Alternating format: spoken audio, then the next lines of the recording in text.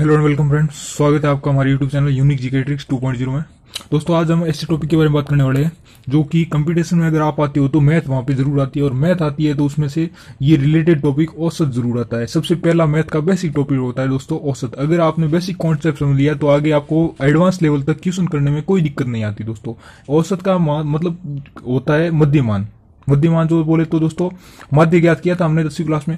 तो माध्य ज्ञात करने के लिए हम क्या होता है कि कोई भी संख्या दी होती थी तो उनको सबको जोड़ के और कितनी संख्या होती है उसका भाग देते थे। यही औसत का दोस्तों मतलब होता है। मतलब नॉर्मल रूप से सूत्र आप रटते हैं कि संख्याओं का योग बटे संख्याओं का योग बटे संख्या। दोस्तों ये नॉर्मल रूप से सूत्र आप रटते हैं तो मतलब प्रेक्षणों का योग बटे प्रेक्षणों की संख्या, ये आप मतलब नॉर्मल रूप से सूत्र लिखा आता है। तो हमें प्रेक्षण क्या होता है उस वजह से कंफ्यूज होता है दोस्तों। तो हमें कंफ्यूज न होना चाहिए। नॉर्मल सूत्र होता क्या है कि जैसे कि ये संख्या दे रखी है 1 2 3 4 5, तो ये संख्या है पहले तो मतलब जितनी भी संख्या है उनका जोड़ कर लो और उसके बाद में संख्या है कितनी उनका भाग दे दो। मतलब औसत का अर्थ ही होता है जितनी भी संख्या है, जो भी संख्या दे रखी है उनको जोड़ दो और उसके बाद में जितनी संख्या है उसका भाग दे दो। जैसे कि इसमें क्या होगा दोस्तों 1 + 2 + 3 + 4 + 5। अब संख्या है कितनी टोटल 1 2 3 4 5, तो 5 का भाग दे दोस्तों। 1 और 2 3 हो गए, 3 और 3 6, 6 और 4 10 और 5 15/5। 15/5 मतलब इसका औसत दोस्तों आ गया 3। तो इस तरह से ये हो गया मतलब दोस्तों नॉर्मल रूप से औसत निकालना। अब आगे हम ट्रिकों से भी दोस्तों पढ़ेंगे कि किस प्रकार शॉर्ट रूप से हम एग्जाम की दृष्टि से मतलब जल्दी से जल्दी कितने प्रकार के क्वेश्चन बनते हैं और कैसे हम कर सकते हैं। जैसे कि इसमें एक दोस्तों नॉर्मल रूप से आता है कि अगर क्रमागत संख्या आ जाए, जैसे कि पूर्णांक संख्या हो, मतलब दोस्तों पूर्ण संख्या है, जैसे कि मतलब 0 से स्टार्ट होकर अंतिम रूप तक जहां तक चलती है दोस्तों, तो वो कोई भी संख्या आ जाए, जैसे रेगुलर संख्या आती है, जैसे सम संख्या है, विषम संख्या है, तो इनका जो डिफरेंस सेम होता है। अगर डिफरेंस सेम हो मतलब जो डिफरेंस करता है दोस्तों, मतलब बीच का जो गैप होता है ना, वो दोनों का मतलब डिफरेंस सबका एक ही होना चाहिए। डिफरेंस अगर सेम हो तो उनका औसत निकालना कैसे होता है दोस्तों, जो सबसे पहली संख्या होती है, पहली संख्या प्लस अंतिम संख्या, और बट्टा कर दो दोस्तों 2 से। जैसे कि एग्जांपल के रूप में ले लो दोस्तों, एक को सवाल आ जाता है कि जैसे 10 11 12 13 और 14 का औसत ज्ञात करो। अगर ऐसा सवाल आ जाए दोस्तों तो हम एक रूप से, तो पहली बात तो ये होता है कि 10 को जोड़ दो, 11 को जोड़ दो, इन सबको जोड़ के ये संख्या कितनी है 1 2 3 4 5 है, तो 5 का भाग दे दो दोस्तों। उस तरह से एक तो नॉर्मल रूप से ज्ञात कर सकते हैं। और दूसरी बात इससे हम क्या करें कि अगर एग्जाम को टाइम बचाना चाहते हैं दोस्तों, तो पहली संख्या प्लस अंतिम संख्या कर दो। जैसे कि 10 और 24 कितने, मतलब 10 और 14 हो गए 24 और बट्टा हो गया दोस्तों 2, तो इसमें 12 औसत आएगा। चाहे तो आप जोड़ के और उसमें भाग दोगे तो भी यही औसत आने वाला है। ठीक है दोस्तों, तो इस तरह से मतलब एडवांस रूप से भी कर सकते हैं। ये बड़ा मतलब सब में काम करता है। जैसे मतलब अगर सम संख्या की होंगी उसका भी डिफरेंस बराबर होता है दोस्तों।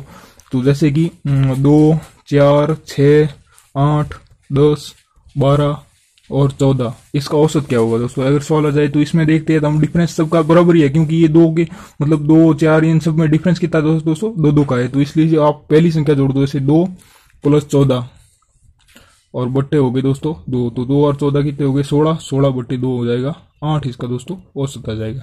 जैसे कि इसको करके देखते हैं दोस्तों, 2 और 4 6, 6 और 6 12, 12 और 8, 12 और 8 हो गए दोस्तों 20, 20 10 30, 30 और 12 42, 42 और 14 56 हो गए दोस्तों। कितने हो गए 56।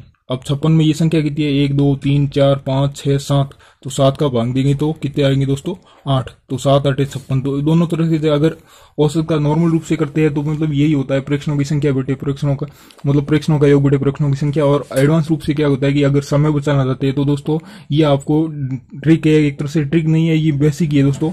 जिसका भी डिफरेंस समान होता है उनमें ये हर जगह रूल लागू कर सकते हैं। पहली संख्या प्लस अंतिम संख्या बट्टा 2 होता है। ठीक है दोस्तों, जैसे कि इसमें किया है, जैसे मतलब कोई भी डिफरेंस समान था, इस सम संख्याओं का एक तो समान होता है, एक विषम संख्याओं का समान होता है, एक जैसे कि कोई भी लगातार संख्या आएगी 1 2 3 4 5 6 7 8, तो उनका भी समान होता है। ठीक है दोस्तों, तो समान संख्याओं का औसत ज्ञात करने के लिए क्या होता है दोस्तों, पहली संख्या प्लस अंतिम संख्या बट्टा 2 कर देते हैं। नॉर्मल रूप से आप बेसिक रूप से औसत ज्ञात करना तो शायद आपको आता होगा, इसलिए मैं आपको एडवांस में क्वेश्चन कराना चाहता हूँ। अगर आप चाहते हो कि एडवांस में क्वेश्चन बहुत हाई लेवल के आए तो फिर उसके अनुसार आप कमेंट कर देना, तो मैं उसका थोड़ा लेवल बढ़ा दूंगा। अगर आपको बहुत बेसिक रूप से जानना है तो भी आपको बता देना, ठीक है दोस्तों।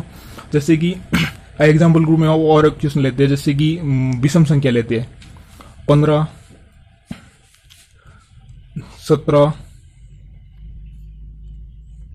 19, 21, 23। ये दोस्तों विषम संख्या आ रही है और लगातार रही है। देख लो इसमें डिफरेंस कितने का है, 2 का डिफरेंस सेम आएगा, क्योंकि विषम संख्या होगी, सम संख्या होगी और क्रमगत संख्या होगी, मतलब क्रमगत जाने वाली संख्या होती है, उनका डिफरेंस हमेशा सेम होता है। और सेम संख्याओं में यही दोस्तों सूत्र काम में लेना है। जैसे कि प्रथम संख्या होगी इसमें 15 प्लस अंतिम संख्या होगी 23 और बट्टा करना है दोस्तों 2। तो 23 और 15 कितने हो गए, 5 और 3 कितने हो गए दोस्तों, 8 और 2 और 3 तो 38/2, मतलब इसका आंसर आ जाएगा दोस्तों 19। तो इस तरह से मतलब नॉर्मल रूप से बहुत आसानी से एग्जाम में बहुत जल्दी कर सकते हैं दोस्तों, ठीक है। ये तो होंगे बेसिक रूप से कौन सा औसत के सवाल आने वाले। अब थोड़ा बहुत पूछता है कि जैसे कि हमें सवाल पढ़ा होगा दोस्तों कि जैसे कि अगर ऐसे आ जाए सवाल कि 10 लड़कों की औसत आयु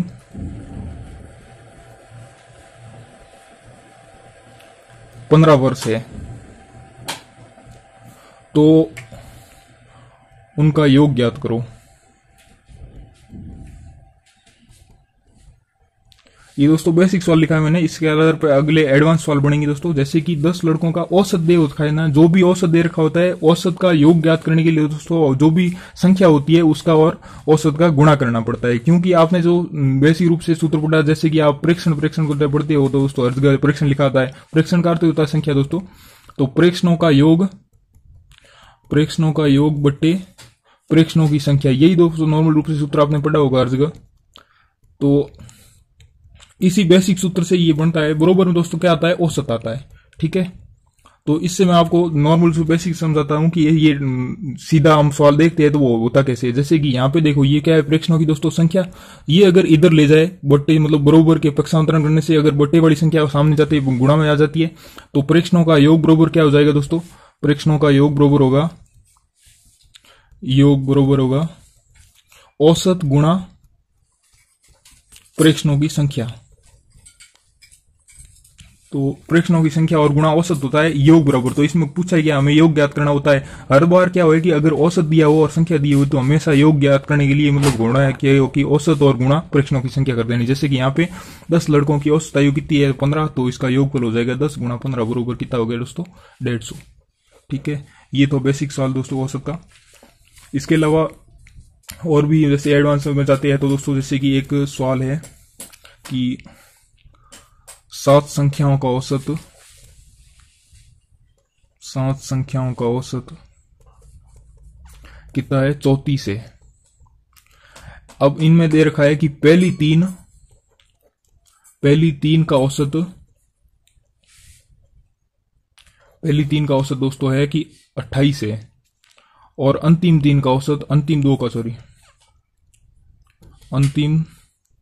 दो का 47 है।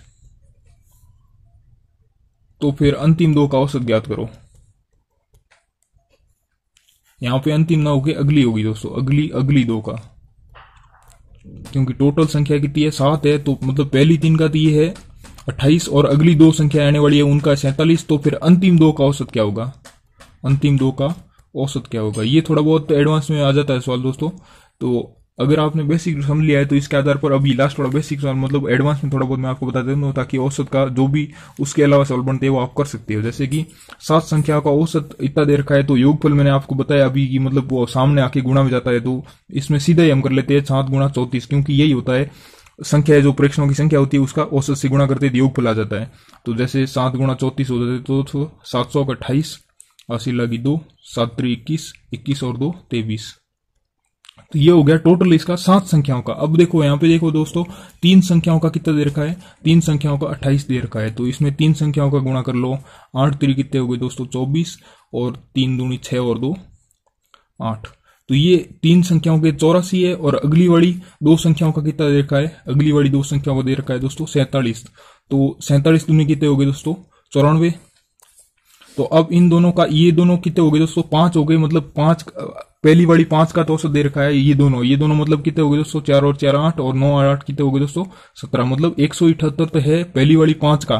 तो फिर अगर 7 संख्याओं में से 5 को घटा देंगे तो पीछे अंतिम वाली 2 बचेगी। तो मतलब करना क्या है, ये टोटल में से अगर इस पांचों का घटा देंगे तो लास्ट वाली आ जाएगी। जैसे कि 238 है टोटल का, उसमें से अगर इन 5 का घटा दे 178 तो लास्ट 2 का आंसर आ जाएगा दोस्तों। जैसे कि 8 में से 8 गए 0, 13 में से 7 गए 6, 1 में से 1 गया, मतलब ये अंतिम 2 का आ गया। अंतिम 2 का कितना औसत है दोस्तों, मतलब सॉरी अंतिम 2 का योगफल, अंतिम 2 का योग है 60। अब योग 60 है और हमें पूछा क्या है, अंतिम 2 का औसत क्या है। अंतिम 2 का औसत दोस्तों नॉर्मल सी बात है, संख्याओं का योग कितना है 60 है, और हमने पढ़ा है कि प्रश्नों का योग बटे प्रश्नों की संख्या कितनी है दोस्तों, 2 है।